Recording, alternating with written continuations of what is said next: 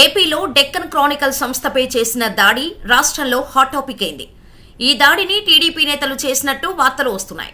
ఈ వార్తల్లో నిజముందా? ఉన్నట్టయితే విజయవాడ డెక్కన్ క్రానికల్ సంస్థపై టీడీపీ నేతలు ఎందుకు దాడి చేశారు?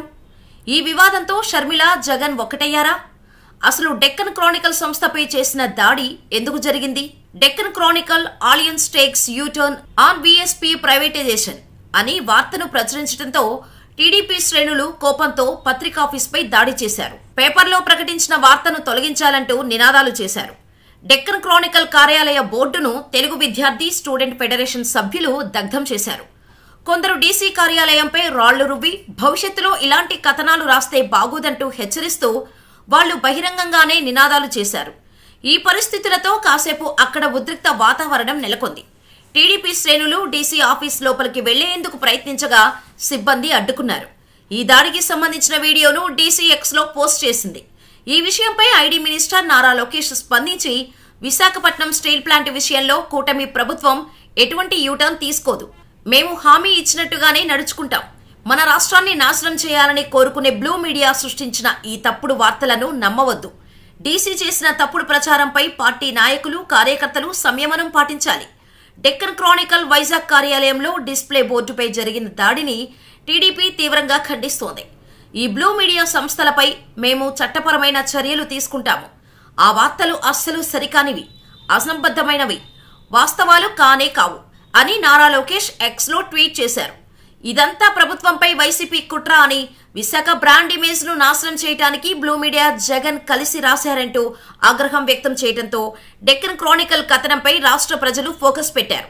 అయితే నారా లోకేష్ చేసిన ఆరోపణలపైన ఏపీ మాజీ సీఎం వైఎస్ జగన్మోహన్ రెడ్డి తీవ్రంగా స్పందించారు. డెక్కన్ క్రానికల్ పత్రికా కార్యాలయంపై టీడీపీకి చెందిన వ్యక్తులు దారుణంగా దాడి చేయడాన్ని తీవ్రంగా ఖండిస్తున్నారు. మీడియాను అణిచివేసేందుకు టీడీపీ గుడ్డిగా చేసిన మరో ప్రయత్నం ఇది.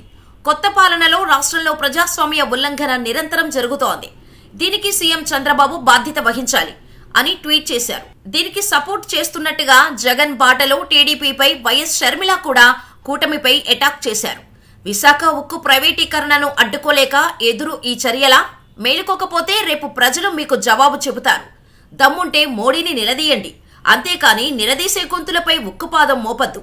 ప్రజాస్వామ్యం కోసం పాటుపడే పార్టీగా కాంగ్రెస్ ఇటువంటి దాడులను ఖచ్చితంగా వ్యతిరేకిస్తోంది అంటూ షర్మిల ట్వీట్ చేశారు.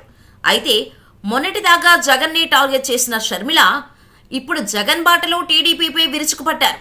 ఈ ఘటనతో జగన్ అభిప్రాయంతో ఏకీభవించిన వైఎస్ షర్మిల మద్దతిచ్చారని రాజకీయ విశ్లేషకులు అంటున్నారు. ఇదిలా ఉంటే విశాఖ స్టీల్ ప్లాంట్ పెట్టుబడులను వెనక్కి తీసుకోవాలన్న కేంద్రం నిర్ణయానికి టీడీపీ గ్రీన్ సిగ్నల్ ఇచ్చిందని ప్రచారం జరుగుతుంది. దీనిపై ది ఫైనాన్స్ ఎక్స్ప్రెస్ ఓ వార్తను రాసింది. టీడీపీ సీనియర్ లీడర్ ఈ విషయాన్ని ధృవీకరించారని స్పష్టం చేసింది. ఈ అంశంపై విశాఖ ఎంపీ లోకేష్ తోడలుడు భరత్ మాట్లాడిన ఓ వీడియో కూడా ప్రస్తుతం సోషల్ మీడియాలో వైరల్ గా మారింది.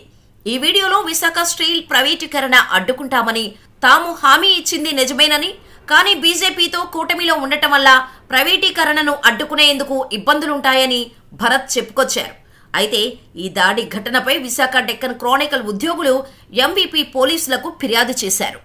టీడీపీ అనుబంధ సంఘాల నాయకులు, కార్యకర్తలు తమ కార్యాలయంపై దాడికి పాల్పడి కార్యాలయ ఆస్తులకు పెట్రోల్ పోసి నిప్పంటించినట్టు ఫిర్యాదులో పేర్కొన్నారు. ఇటుక రాళ్లతో కార్యాలయ అద్దాలు, పూల కుండీలను ధ్వంసం చేశారని పేర్కొన్నారు. ఉద్యోగులతో దురుసుగా ప్రవర్తించడంతో పాటు దుర్భాషలాడినట్టు ఫిర్యాదులో వివరించారు. దాడికి సంబంధించిన వీడియోలు, ఫోటోలను సైతం పోలీసులకు అందజేశారు.